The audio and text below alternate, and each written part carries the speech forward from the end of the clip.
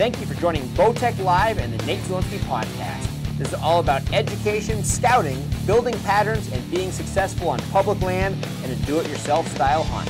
A huge thanks to all of our partners, including Bowtech Archery, Diamond Archery, Excalibur Crossbows, Vortex Optics, Ford Trucks, Slumberjack, Bass Pro Shops of Denver, Mr. Heater, Turkey Creek Studios, Ripcord Rest, Tight Spot Quivers, and Black Gold Sights. Join us every Monday night live at 7 p.m. Pacific on the Bowtech Archery or Nate Zielinski Facebook pages, bowtecharchery.com, and or the Nate Zielinski YouTube channel. And remember, tag and share this live feed with your friends and bring your big game questions. And here's your host, Nate Zielinski.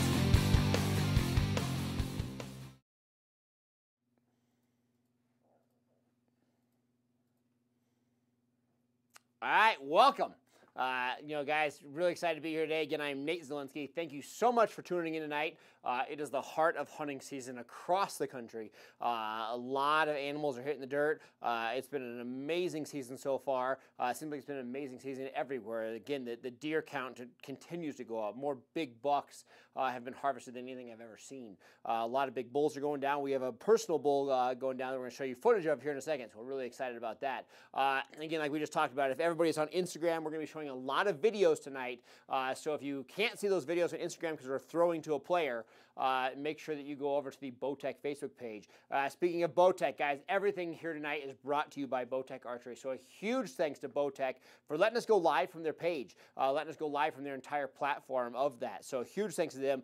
You can also be watching on the Diamond Archery Facebook page, as well as the Black Gold Sights, Ripcord Rest, Tight Spot Quivers, Bass Pro Shops of Denver. Huge thanks to them for letting us go live on their page. Excalibur Crossbows. I'll tell you, I shot an Excalibur crossbow a lot this week getting ready for a bear hunt, and it's been a ball. I really enjoy shooting that Excalibur crossbow, so huge thanks to them. Huge thanks to Tightline Outdoors, our homepage, hosting from there. So everybody that's watching locally on Tightline Outdoors, huge thanks to you, as well as the Nate Zielinski Facebook page. So again, we're going live from a lot of pages. We're going to do our best to field the questions from all those pages. But again, huge thanks to Bowtech for providing that platform to go live from all those different pages. Also, some of you might have got a text from Bowtech. Randy Newberg sent out that text, so huge thanks to Randy for sending out that page to remind everybody to come watch us live. And again, if you're new to this page, make sure you watch Randy's page this coming Wednesday. Again, you want to talk about an elk expert, it's Randy Newberg. So make sure you tune into his page live on Wednesdays. There's also Chef Collins and a lot of other great things happening Wednesday. So make sure you stay tuned to all those pages. You're going to have a lot of education and a lot of information. Now, guys, again, if you're just tuning in, I'm Nate Zielinski. Guys, bring your questions. We want to really encourage that. If you have questions, you're struggling, whitetails, elk, muleys, bears, whatever the case may be, send your questions. Comment below, share it, tag your friends. Again, bring them all in here. Let's have the conversation. Let's answer the questions. Let's make sure everybody is successful this coming hunting season. Again, if I don't know the question, I'll tell you that. Hey, this is a little bit out of my league. If it's something that I have knowledge of, I'll definitely answer that question and hopefully bring, again, that current information to make you more successful. Like we do every week, we're going to talk about our personal hunts. Last Monday, a week ago from now, the sheep opener for one of my good friends, Chad, was the following Tuesday. So I spent a couple days in the field with him. We actually put 2 days in the field. We spent Tuesday, Wednesday in the field, and all those fires from Montana and everywhere else were burning so strong. We had a lot of hard time with smoke. Obviously sheep's, generally speaking, a higher country animal. Usually you're glassing afar. And even with the best optics, we had a hard time seeing these sheep. So we actually backed out. Actually be back in the woods this coming week for sheep. We had to pull out for about 5 days just because there was so much smoke. We just didn't have any good vision to see these animals.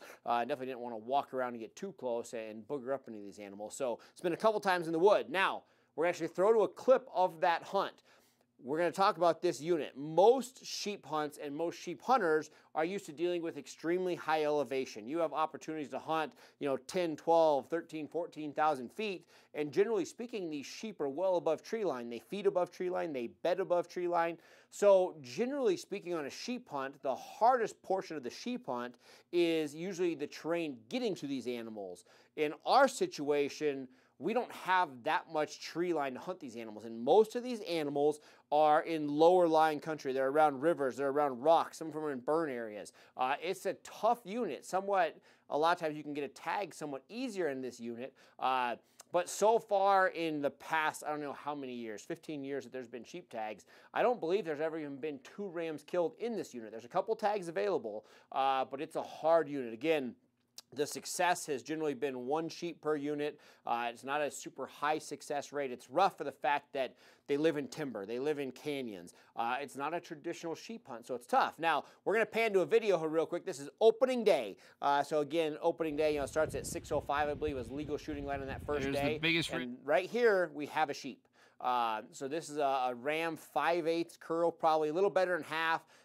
You know, he's heavy, but he's not crazy heavy. We're actually going to throw a picture right now just so you can see the picture of this animal. Again, if you're on Instagram, go to the Bowtech page, Facebook page, and you'll see all these videos. So right there, you can see that animal. We'll give you time. You can zoom in, touch that screen on your phone, on your device, zoom in on that. We have this animal, believe it or not, very close. We're sitting at 300 yards. We're in a situation where it's a rifle tag. He could easily make the poke and put that animal down. The other big benefit is we're not that far away. We pulled off on a road, hiked in on some fairly easy terrain, and a 20-minute hike we got right on this ram. So check a look at that. We'll pan it back to me. So again, this ram was right there. I mean, 300 yards, easy shot. And it's a hard decision. So we're talking about a guy who, a lifetime sheep hunt, very excited, took a lot of points to draw this. Some people draw it in 4 years. I believe it took him 9 or 11 years to get this tag. But you're looking at the stats. You're telling yourself, hey, there hasn't been a lot of sheep killed, generally 1 a year. There is some big rams in this area, but being lower country, they're really susceptible to lion kills. So a lot of the sheep in this area go down to lions, so they don't have that high terrain. So it's an area where we know we have a handful of big rams. I forget what the number is. There's like 13 to 20 rams maybe in this area. I think in total there's 70 sheep total in the area section that we're hunting.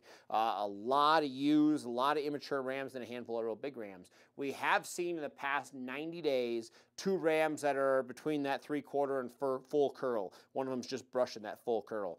We haven't seen those rams in about 40 days. I've been looking hard, but haven't seen them. Then you run into this guy, obviously not quite what we're looking for. Again, he's not that 3/4 curl. That's what we tell ourselves. That's what my friend told himself, Chad. Hey, 3/4 curl, I'm taking the shot. This ram's in that 5/8. What do? Comment. What would you do? Again, you've spent 11 years in the tag. He has another 20 days to hunt until the end of the season. Is this ram going to be available? Should you shoot it now? We always tell ourselves, don't pass up on the first day what you would take on the last. Again, there's a lot of morals and a lot of just overall thoughts going through your head right now. Hey, do I take it and be successful? He's in front of me. I have the shot. Do I pass it up, maybe never see that again and go home unsuccessful? Or do I tell myself, hey, I'm waiting for that 5/8 or that 3/4 curl ram, that full curl ram that we saw 40 days ago? Let's hunt hard and find him. What would you do? I know that my buddy Chad was leaning on me. Hey, what should we do? I'm like, man. Personally, I think we should pass up, hunt hard, but again, at the end of the season, if we're unsuccessful, you hate to have that thought process of, hey, I really wish I would have taken that ram. So that's our first hunt that we went on last week, Tuesday, Wednesday. Ask yourself, what should we do? Comment below. Should we take that ram? Let him walk. Obviously, I know what we did. We let him walk, but what would you do? What would you have done? Should we go out and try to find that ram again and put him down, or keep looking for those bigger rams? That's the question of the day. Now, other thought process, we actually got tied up again. We were looking for sheep for the first couple days of that week. Then we actually went scouting for some animals. We obviously, last couple weeks, we've been talking about Ricky, been talking about big elk. I have not had a chance to hunt with Tim. Everybody knows the hunts that we're going on. It's, again, the director of media here at Bowtech, Tim. We're on a very typical hunt. That's why we've been trying to walk you through this hunt, because he was in Oregon last week for a couple weeks at the Bowtech headquarters. So he was not in the woods. I actually had some good bulls, found Ricky, but again, we didn't have a chance to hunt him because Tim was overall out of town, so we didn't have anybody to hunt. Then last week, Saturday was actually opening muzzleloader here in Colorado, and I actually joined a friend on a muzzleloader hunt on Saturday. Had a big bull located and had an unbelievable hunt. So we're going to walk you through that hunt real quick, which was Saturday. Did Washington. Actually hunted bears on Sunday, which we'll talk about here in a second. And then we actually went out in the woods with Tim this morning. So a lot of hunts, but very scattered. Hunting here, hunting there. Again, we want to bring you a real life situation. So many of the pro hunters out there, the guided situations, they hunt for 5 or 10 or 15 days straight until they put that animal down. We're bringing you a very real life situation. How many of you can hunt 15 days in a row? Not many of us. So we're really doing the traditional sparse here and there, weekends, things like that. And we're walking you through that hunt. You can learn from it, learn the mistakes, learn the success, and be successful at that. So we're going to talk about another hunt here real quick. So I have a friend. He's got a muzzleloader tag. We went out that first morning of muzzleloader last Saturday, just 2 days ago, and got on some good bulls that first morning. They weren't quite big enough. This guy really wants a good bull. He wants that 330, 340, 350. He wants that trophy class bull. He's got a muzzleloader tag. You can shoot a little further. You can hunt the rut. You can take some shots that are kind of awkward per se. You can shoot just different angles on them. You can shoot that quartering to you, that quartering away. You get a lot of little perks that you can't maybe get with an arrow. So we went out Saturday morning, got on some animals, didn't quite happen. Then I'm actually sitting here, sitting really high, and we're covering ground, looking through optics. It's like 2:30 in the afternoon. So I'm looking through the Razor spotting scope right here, the Vortex Razor, and we're glassing this high country, tree line and stuff just a little bit below it.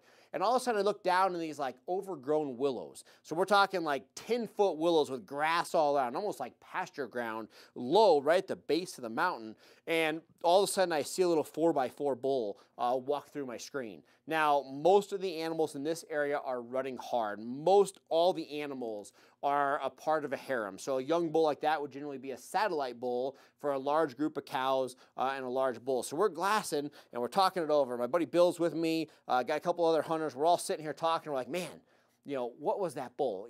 Is he alone? Is he with another group? And we said, you know what? Let's go check it out. So we tore off the mountain, went the 2 miles down to these willows, and we got into these willows and we started walking through, and all of a sudden we start getting into elk. And everything's close quarters. It's big, thick willows with grass around it. Little 20, 30-yard shooting lane type stuff. So we're actually coming through all these willows, and we see cows, we see bulls, and everything's close quarters. And all of a sudden, it starts raining. I mean, raining, cats and dogs. So unfortunately, our 4K camera, which you're looking at right now, you're watching me on right now, had to put it away. So we don't have great footage because it was raining so hard, just not good conditions. But this is real life. We're not filming a TV show. We're not Hollywood. So we continued with the hunt, using cell phones, using GoPros, trying to do everything we can to get some footage. Regardless, we're into elk.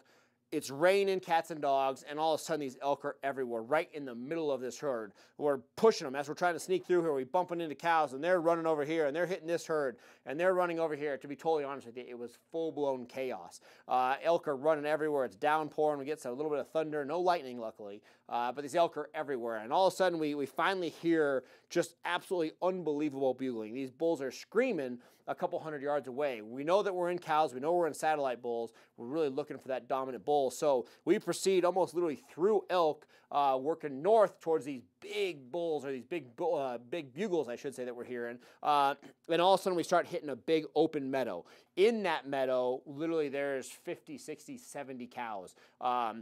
Snowy sneak up right to the edge, and unfortunately I don't have footage of this, but right in front of us, 30, 40 yards away, 50, 60, 70 head of cows work through, young bulls, and then a mature bull, about a 270 class bull, nice 6x6, walks out with these cows, actually presents a shot, but we know there's a bigger bull in the area. We hear him screaming. There's another bull, very dominant, just to our side, so we sit up literally next to this bush, to where we're sitting there. We have 70, 80 cows or animals, between the bulls, satellites, and cows over to our right-hand side at the far end of this meadow. And then we have another bull screaming hard with some cows just to the left. Now, we're set up here. Literally, I'm sitting here next to my buddy with the muzzleloader, and all of a sudden, I can peer around just to my left, and I can see cows, and I can just see tips of antlers. So I'm like, man, the bull's right there. I said, get ready. And my buddy looks at me and goes, hey, did you forget I'm left-handed?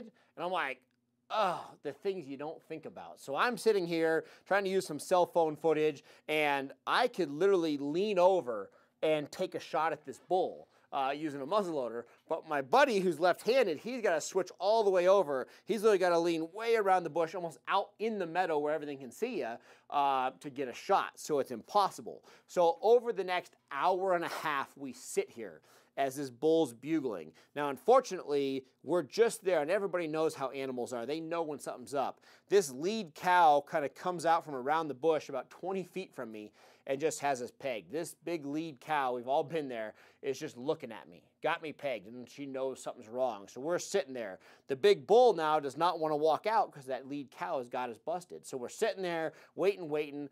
All of a sudden, all these cows start coming back from the other side, and all of a sudden, they all start looking at us because this lead cow's looking at us, and it kind of unfolds for there. Now, I'm going to throw to a clip here real quick. This is right before these cows come back out, so you can hear the cows talking. We're going to throw this clip, but I'm literally sitting here. We have one big bull off to our left, and we have other bulls over to the other side. Again, if you're on Instagram right now, go to the Bowtech Facebook page. You can watch this.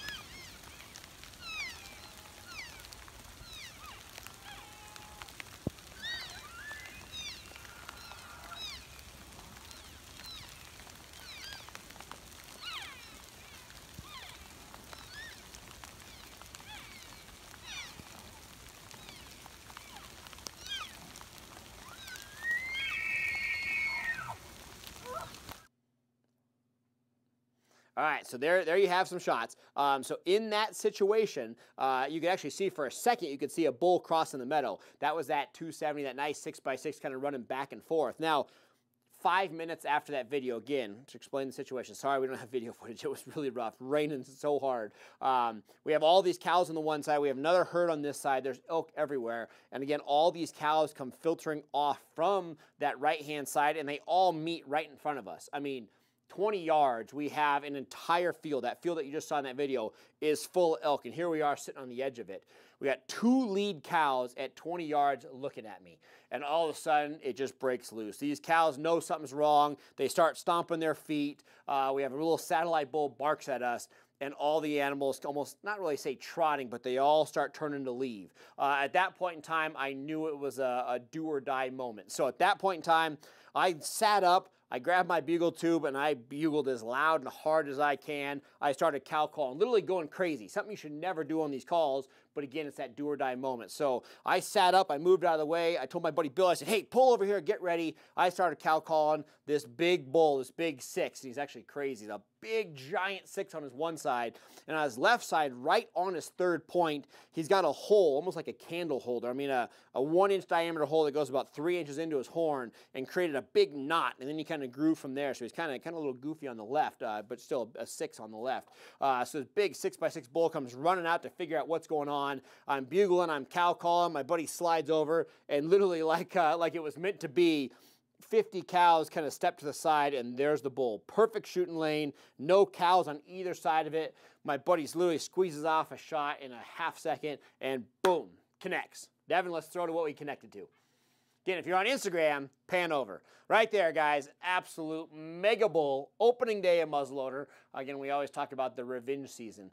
You know, when you've had a hard time during archery, that muzzleloader comes in and just whacks them. Now, a lot of us maybe not like the muzzleloaders just for the fact that, you know, again, it's right in the middle of archery season in a lot of the different states. So some guns going off, put some additional pressure and noise on the animals. But regardless, in this hunt, it was a blast. And I wish I had better footage of it. But again, you can see that bull right there, just a big mega 6. Good fronts, good thirds, great swords. Guys, it was a ball. It was a fun hunt.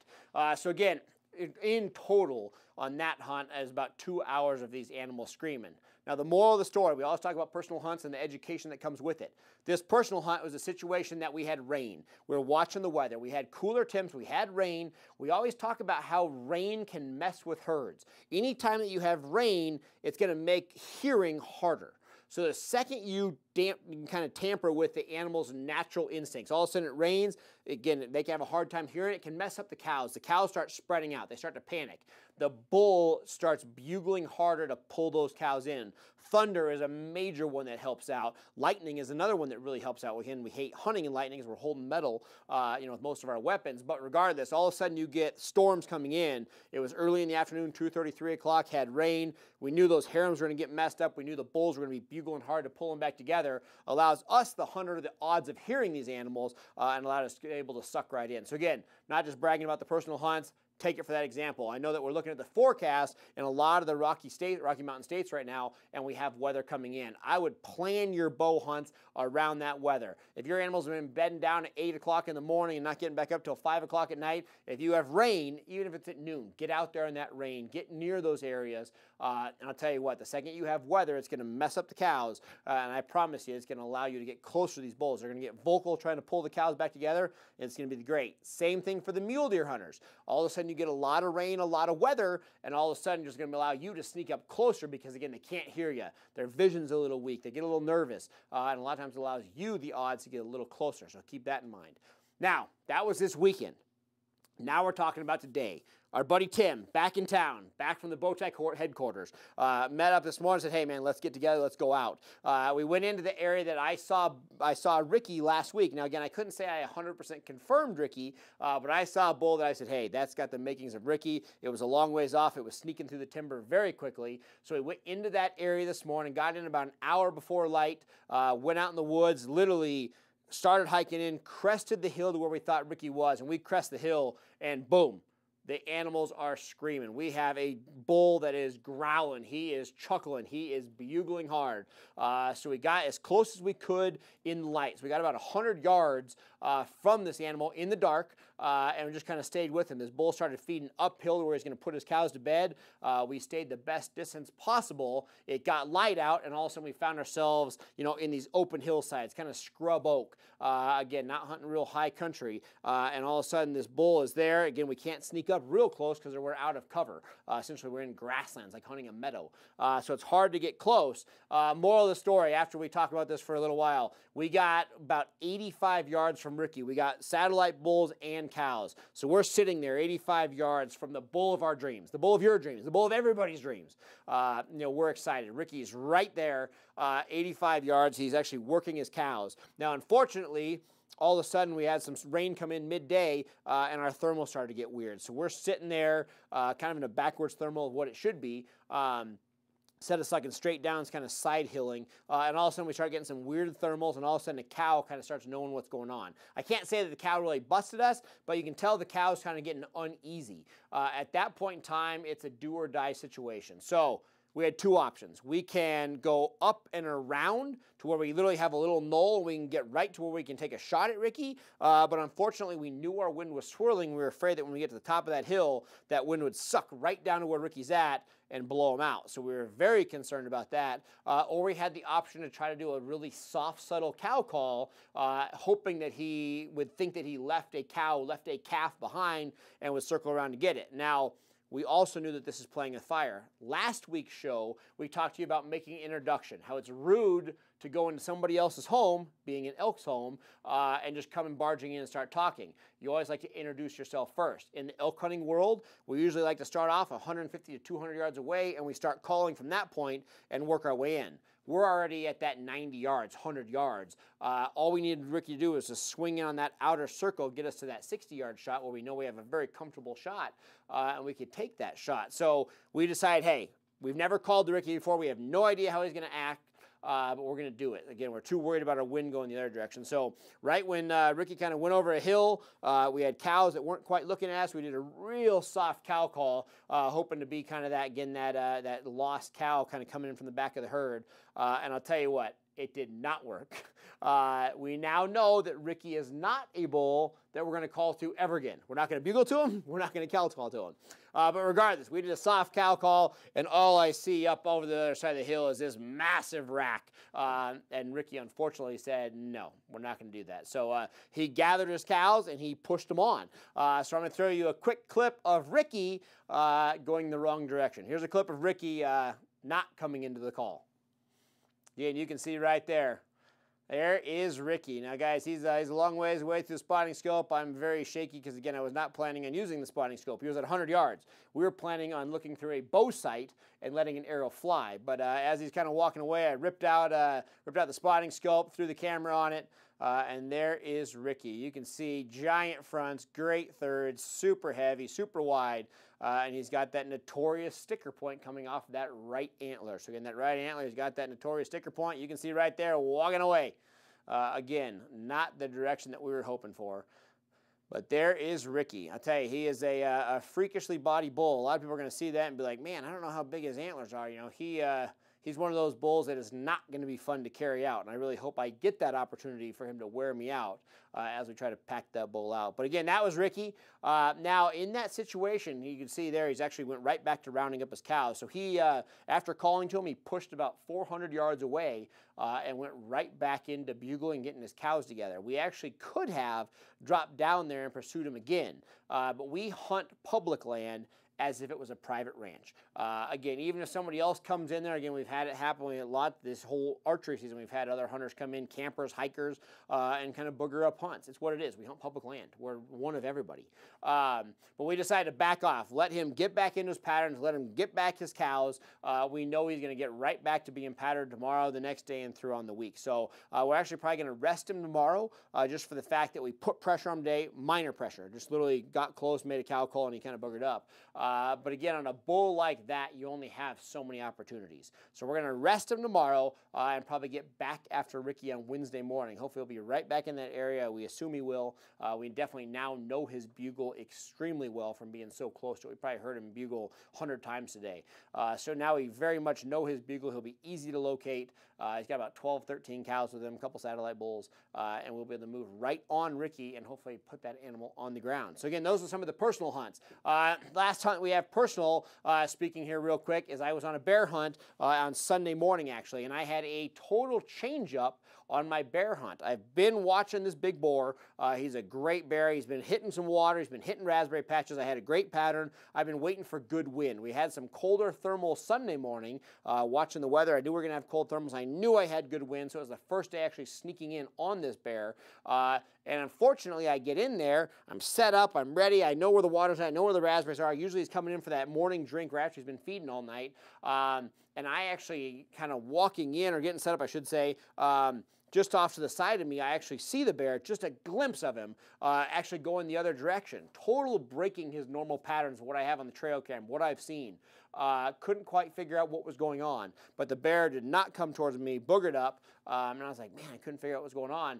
And all of a sudden, as it got a little more light, all of a sudden I start hearing all the birds, and all of a sudden something's dead. I sneak over the hill a couple hundred yards away, and actually an archery hunter had harvested a cow.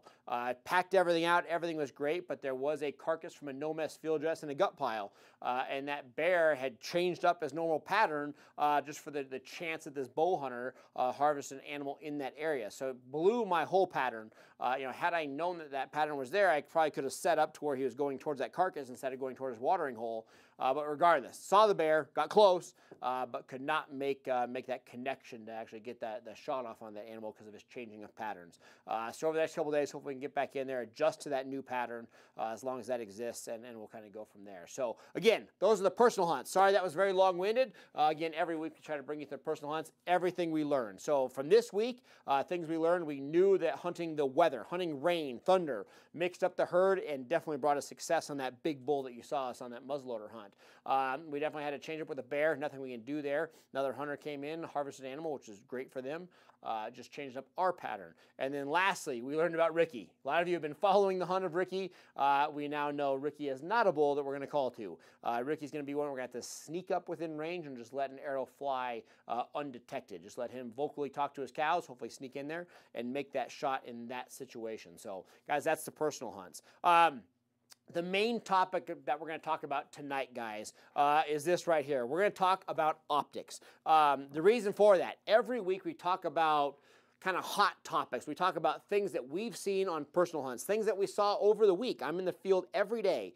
And I got to say, I've talked to a lot of hunters in the last week that are unsuccessful. I've talked to a lot of hunters that have not seen an animal. I've talked to a lot of hunters that don't have a pattern or a clue of what to do next. A lot of guys have changed up. Hey, I just decided to switch this area. I was hunting another area, head's unsuccessful. I'm coming here. Hey, I just got a tag, whatever the case may be. But so many people either aren't using optics, aren't looking far enough, or just really aren't detecting the animals. So we want to talk about that. Optics is the #1 key to being successful when you're out there in the field. So again, if you don't have a pattern, you're brand new, you're coming to a new area, we keep talking about going out early in the morning, listen for vocals. Once it's light out, I'm the biggest fan of going to the high point, going to the highest point you can find, and literally starting to glass. Now, a lot of people use a spotting scope, a lot of people using binos. I use the two together. I'm always going to start with my binos, glass afar, cover more area. Once I start seeing animals, a lot of times I can't tell if it's a bull or cow. I can't tell if it's a doe or a buck. You know, I can just tell that there's an animal there. Then I grab the spotting scope, I zoom in, and I find it. But if I'm actually just using the spotting scope, a lot of times I could miss something because it's such a finer area in which I'm looking. So I always start with binos and then roll into the spotting scope. But the biggest thing is use these to your advantage. Take out the glasses. If you don't have good optics, invest in a good pair of optics. I promise you, it's going to change everything you're doing. Now, again, I go to this high point. Obviously, when I first start glassing, one of the first things I do is I surround my area. So I always look at edges. Edges where food meets tree line, grass meets trees. So I always comb my areas, or my edges, I should say, first. So every time I pull up on an area, I glass all my perimeter, glass all my edges, just in case there's an animal there about to sneak in, I don't want to miss it. So I glass all my edges. At that point in time, I literally make it a grid. I actually glassed with some fairly new hunters this week, and I look at them with their binos, and they're just doing this. They're all over the place, and it's so easy to miss an animal. So personally me, how I glass an area. Pull up on that spot, get high country looking down, and glass your whole perimeter. Glass your whole edge with binos. Once you've glassed that whole edge, I start on one side and I literally grid it. You can go side to side or up and down. I personally go up and down. So I start at one point, pan straight down. I mark the bush at which I started, I pull it to where my objective is on that far side of that bush, and I go straight back up to another landmark on the top of that grid. Pull it over and go down. I mean, literally as if you were grading a field, or you're picking plants, whatever you want to think about it. I literally work an entire grid of the area in which I'm glassing. Now this sounds like child play. People are like, man, you really telling me how to glass a hill? How many of you do that? The people that are very successful with optics have that plan. They glass the perimeter and they glass up and down. But so many of us aren't doing this. And I know it's happening because I talk to you in the field. I run into you. It's like, man, I haven't seen anything. And I'm like, I saw 20 bulls today. And people are in the same area and telling me that elk hunting's tough. Man, there's just no animals here. You know, they're driving on their trucks or they're hiking through the woods. They don't have a plan. But more importantly, they're not using their optics. Spend the morning, off. You're still in the field, you're still hunting, but instead of walking through the woods, get to that high point and glass. Build a plan. Build education on your animals. But glassing is literally the name of the game. It's going to build more patterns. It's going to give you more education than anything you've ever done. So again, have that plan. Spend time glassing. If you aren't dedicating time to glassing, I promise you that's one of the biggest reasons of maybe having failure, or maybe not being successful, or being successful to the level that you want to be successful. So again, find that high point, start glassing, maybe avoid the timber for a little bit. Everybody's in different areas. Some of us are hunting, wide open tree line stuff. Some of us are hunting, areas that have a ton of meadows. Some are hunting aspens. Again, there's a million things that you might be hunting in the terrain at which you're at. I hunt a lot of it. I hunt a lot of different stuff. But with that being said, no matter what I'm on that particular day, whether it's aspens or meadows or whatever I am, I'm glassing afar and I'm learning about these patterns. And that next night or the next day, I'm actually going to go infield, get closer, and pursue those animals. But again, glassing with optics, good optics, is going to be the name of the game. Now, I gotta do one thing here, guys. These are brand new binos. I've had them 1 week. They're Vortex. Again, not to be plugging Vortex so much. We all have our optics that we like. I'm a huge fan of Vortex. But these are the brand new Furies. Now, whatever brand you personally like, again, these are the best optics in my opinion. But these are range-finding binoculars. I have to say that in the last week, this has 100% changed my game. I can't believe in the last 15, 20 years of hunting very seriously that I never had a pair of these. Now, again, you started to see them become available just in the last couple years. But literally, I have 10 by 42 binos, amazing glass. But right on top, I hit that button, and all of a sudden I have a rangefinder that's good to 1,600 yards. So before, where you were glassing an animal, see that animal, slowly set down your binos, get out your rangefinder and click it, now you don't have any movement. You can literally sit there, stare through your binos, watch the animals, make sure you have everything going on to where you don't make a mistake, but you can also click and rangefind that animal. So in the situation of that big muzzleloader bull, instead of glassing to make sure he's clear, making sure there's no cows behind him, and then switching to the rangefinder, I made sure that I could watch the animal, make sure there's there's no cows, and still click that rangefinder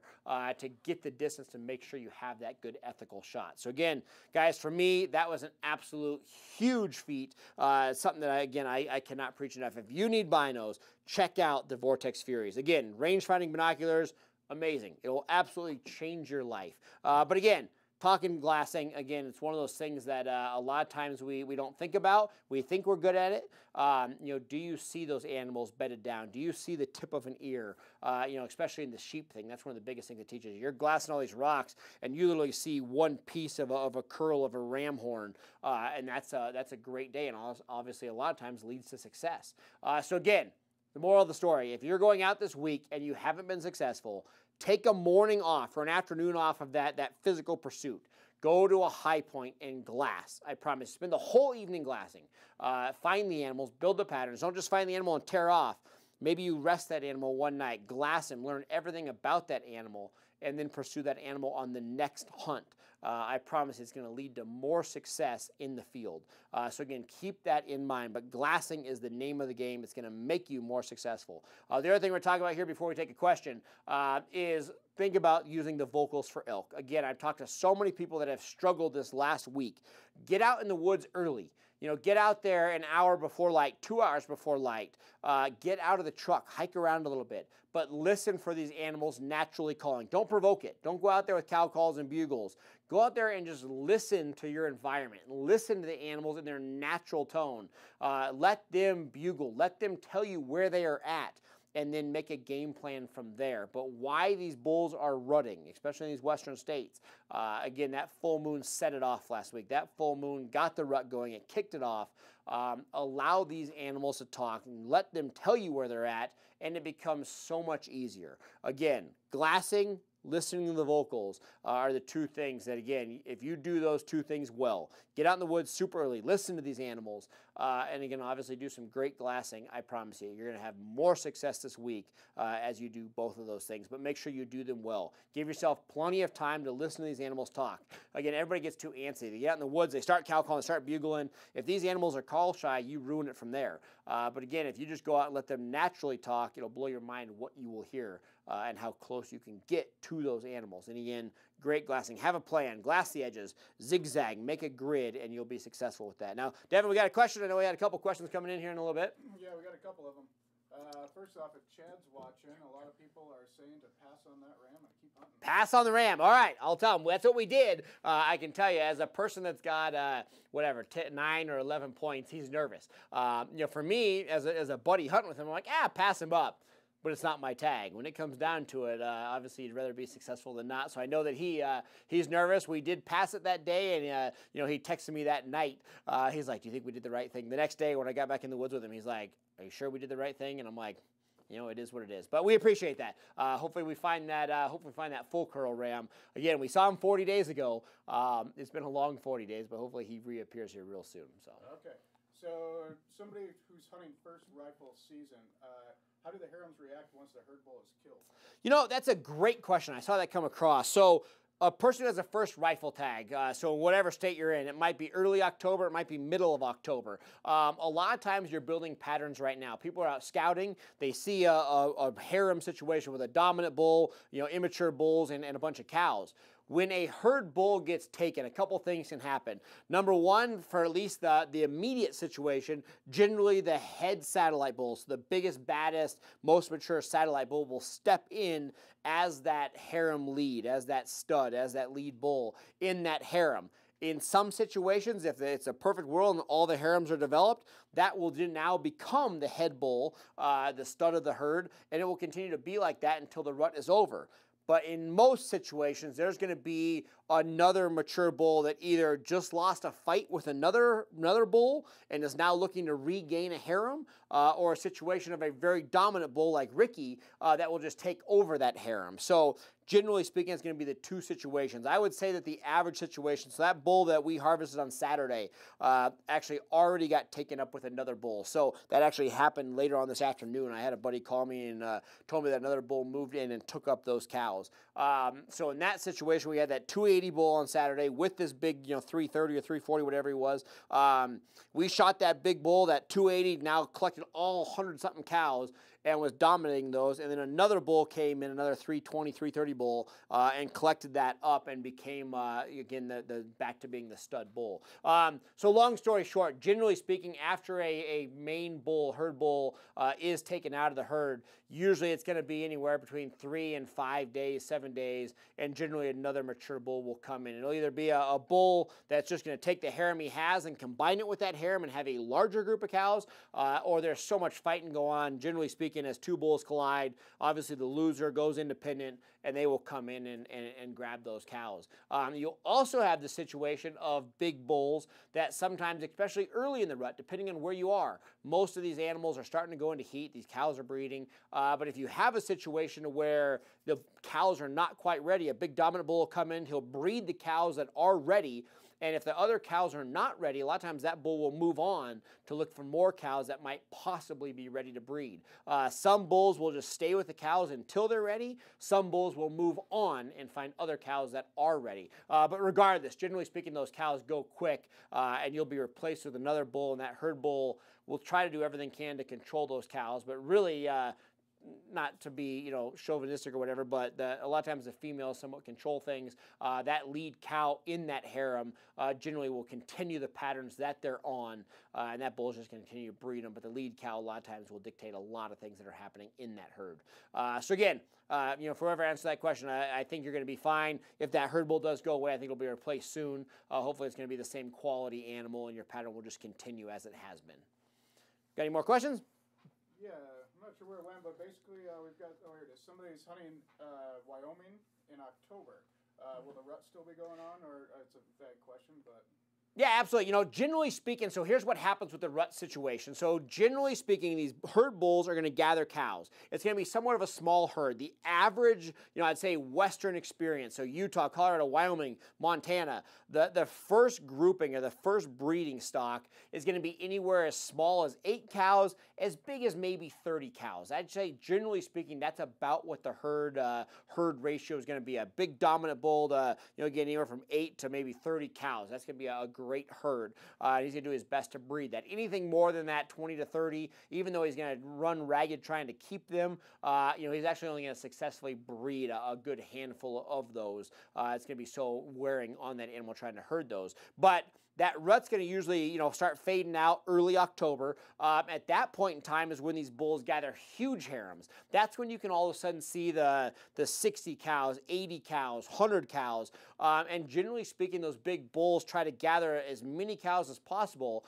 And every cow that did not take, so every cow that did not get bred during that peak rut in September will go back into heat, and those bulls will basically breed them. Even if they're not going back in heat, they're still in heat.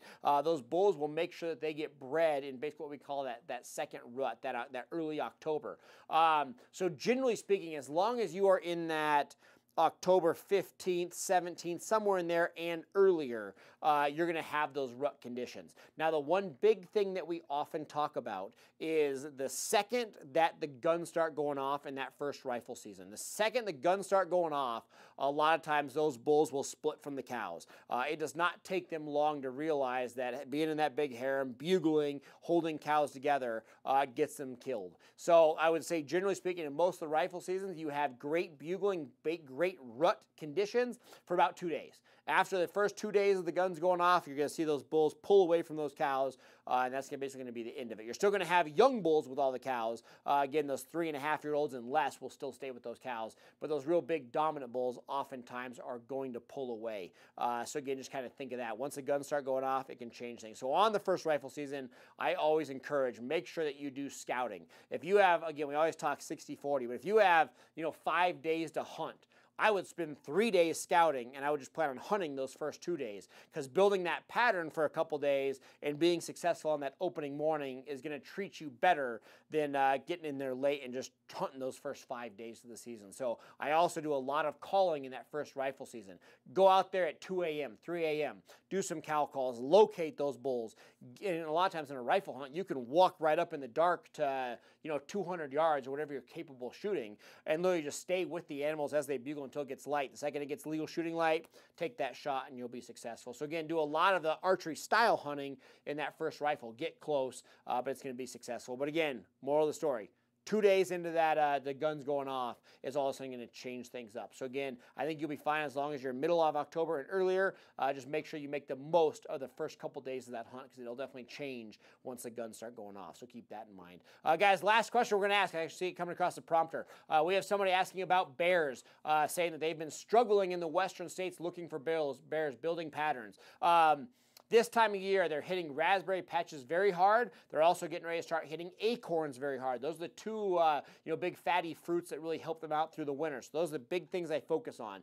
Instead of actually hunting the raspberry patch or hunting the acorns, oftentimes I find those food sources, but I try to find water. The second these bears really start putting more energy into bulking up their weight, bulking up for an upcoming hibernation, the second they increase their diet really hard, again, a lot of these bears are super hungry in July, they're almost starving.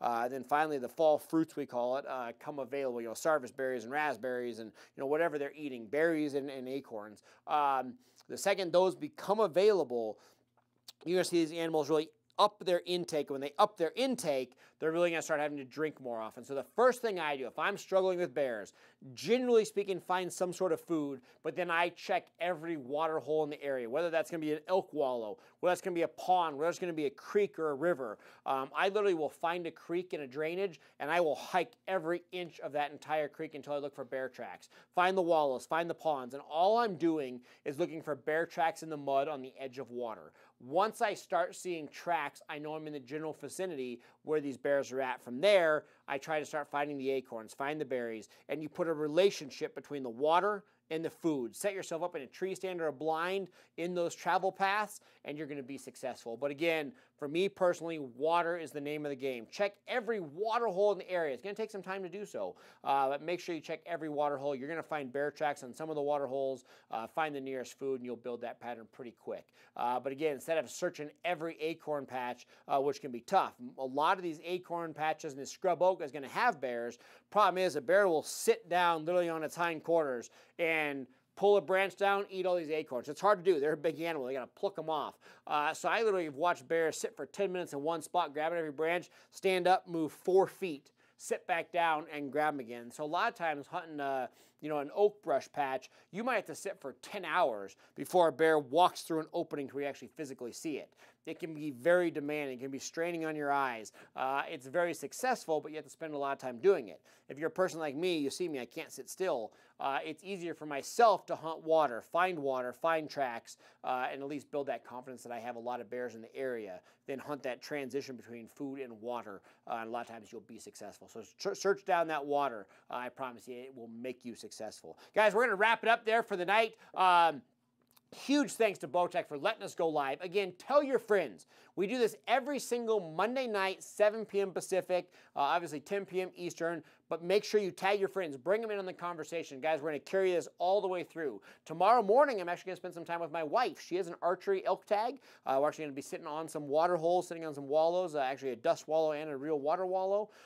She has a bow tag. We're going to be sitting in a tree stand on that. We're going to bring you some coverage from that on the Nate Zielinski page. We're also going to be going for Ricky here either tomorrow night or Wednesday with Tim. So we'll have a lot of that footage. We're going to be in the woods all week long.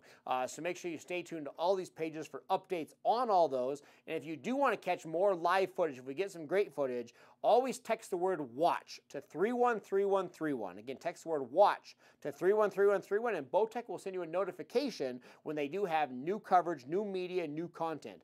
So make sure you do that. Guys, there's a lot of stuff going in, so make sure you stay current on all that. And guys, I would like to take a real quick moment. Obviously, it is 9/11. Many years ago, we had one of the most tragic accidents of all time. So I would love to remove my hat, guys, and just take a second in remembrance of everything that happened on 9/11. Again, guys, it was a major feat for this country. I know as a fisherman and hunter in this country, we value a lot of those core values. So again, our hearts go out to everybody that was involved in that. We definitely still remember everything. Also, a great moment to think about everybody that is suffering from all these hurricanes. So guys, keep that in mind. Keep everybody in your thoughts and prayers. Everybody stay safe, and we will see you next week live right here on the Bowtech Facebook page. Guys, huge thanks for everybody. Make sure you watch all the live footage coming up this coming Wednesday. Again, a lot of great stuff right here on the Bowtech Facebook page. Guys, we'll see you next week. I'm Nate Zielinski. We'll see you soon.